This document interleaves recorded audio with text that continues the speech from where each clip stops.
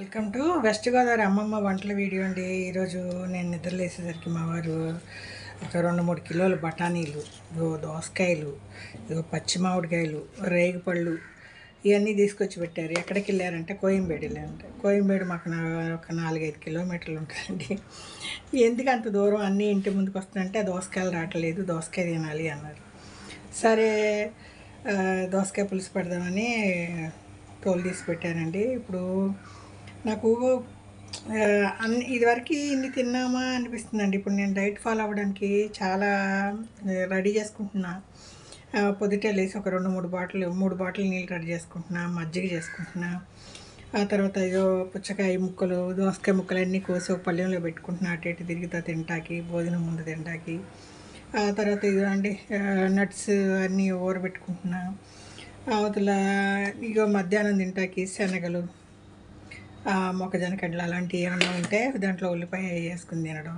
ఇగో మజ్జిగ ఎప్పుడు సాయంత్రం వరకు కొంచెం కొంచెం తాగుతూ ఉంటాండి. అలా అని అన్నం తినకుండా ఉండట్లేదండి. అన్నం తింటున్నా, అంటే ఇదివరకు అంత లేదు. ఈ పుచ్చకాయ ముక్కలు ఇవన్నీ, దోసకాయలు ఇవన్నీ ఒక అన్ని ముక్కలు తినేసరికి సగం పొట్ట నిండిపోతుందండి. అన్నం తినేదానికి ముందు 2 గ్లాసులు మజ్జిగో మంచినీళ్ళు తాగేస్తున్నాను. అంత అన్నం తింటున్నాను, అంత కూర తినేసరికి హెవీ అయిపోతుంది. నా వల్ల అవ్వదు, ఇంక తినమాలదు అనిపించేస్తుంది. ఆకలి అయ్యి పొట్ట మార్చుకునే దానికి అది వేరే అండి. డైట్ ఉన్నాము, ఆకలిస్తుంది, ఇంకా కొంచెం తినాలి అనిపించడం లేదు. అయ్యో ఇంకా తినలేను, నా పొట్ట ఫుల్ అయిపోయింది అనిపిస్తుంది. మంచి డైట్ అండి ఇది.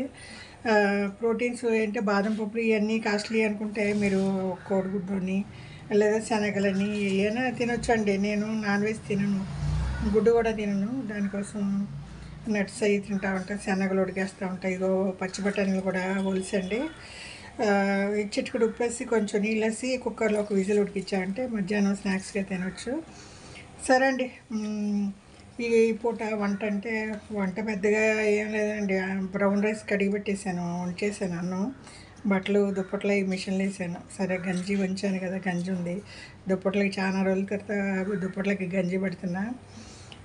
ఈరోజు సరే ఆయన ఆశపడి కూర దోసకాయలు తీసుకొచ్చారండి. ఇదివరకు ఆంధ్ర వెళ్ళినప్పుడు ఓపిక ఉంటే తెచ్చుకునేవాళ్ళం అండి. ఒక 10 కిలోలు తెచ్చేవాళ్ళం. మాకు ప్రాబ్లం ఏంటంటే అండి, విజయవాడలో అక్కడ ఎక్కుతాం ట్రైన్, చెన్నైలో దిగి స్టేషన్ నుంచి బయటకు రావడానికి మాకు ఒక 1/2 కిలోమీటర్ నడవాలి. ఈ లగేజ్ వేసుకుని నడవలేము, మనకే కాళ్ళ నొప్పులు, ఈ లగేజ్ మోయలేక.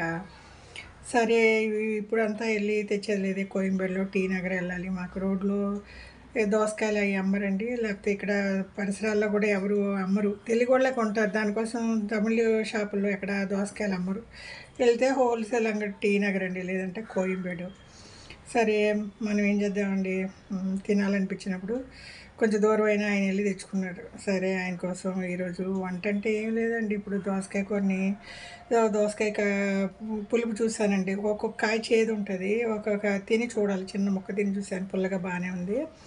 ఒక 2-3 టమాటాలు కట్ చేసి పెట్టుకున్న, 2 ఉల్లిపాయలు, 4 పచ్చిమిరపకాయలు అండి.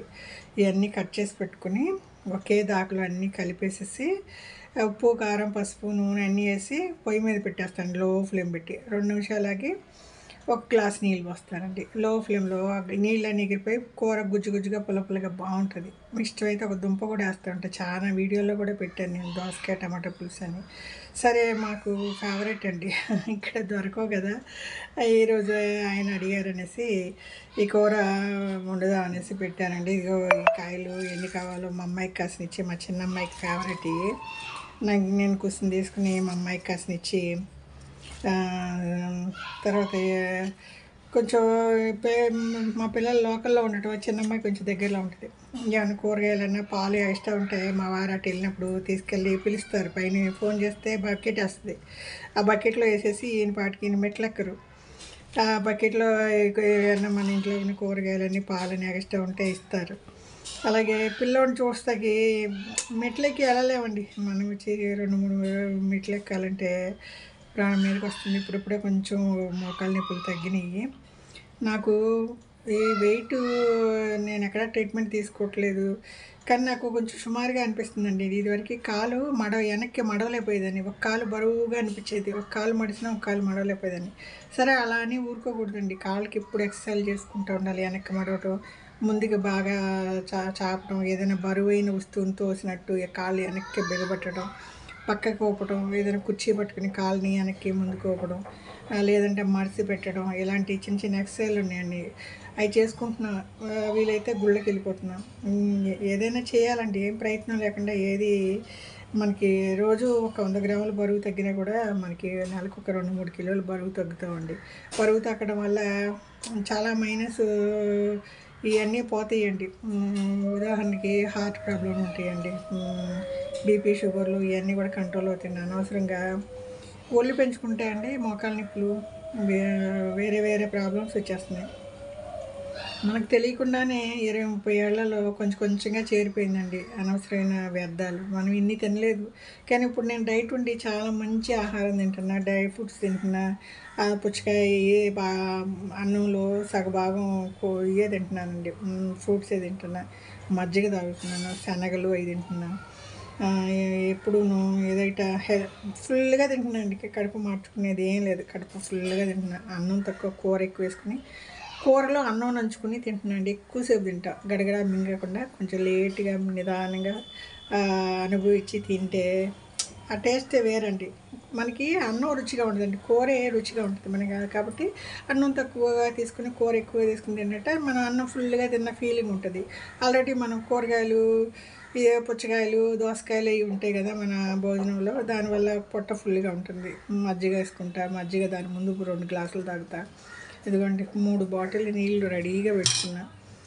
ఇవన్నీ నాకు పొద్దున్న ఒక అరగంట పని పడుతుందండి ఇవన్నీ రెడీ చేసుకోవడానికి. సరే అండి, మన కోసం మనం చేసుకోకపోతే ఎవరు చేసుకుంటారు. ఒక 3 బాటిల్ నీళ్ళు రెడీ చేసుకున్నా. ఇంకా ఇదిగోండి ఈ రేగిపళ్ళు అవి కడిగి పెట్టేశాను. ఇక డ్రై ఫ్రూట్స్ నీళ్ళు వేస్తా. రేగిపళ్ళు అన్నీ కడిగి ఆరబెట్టానండి, సాయంత్రం వరకే ఆయన తింటూ ఉంటారు. నాకు అంత ఇష్టం ఉండదు. వీలైతే మా పెద్ద అమ్మాయికో చిన్న అమ్మాయికో కాసిన ఇచ్చేస్తా. ఇప్పుడు ఏం లేదండి, కూర వండేద్దామండి.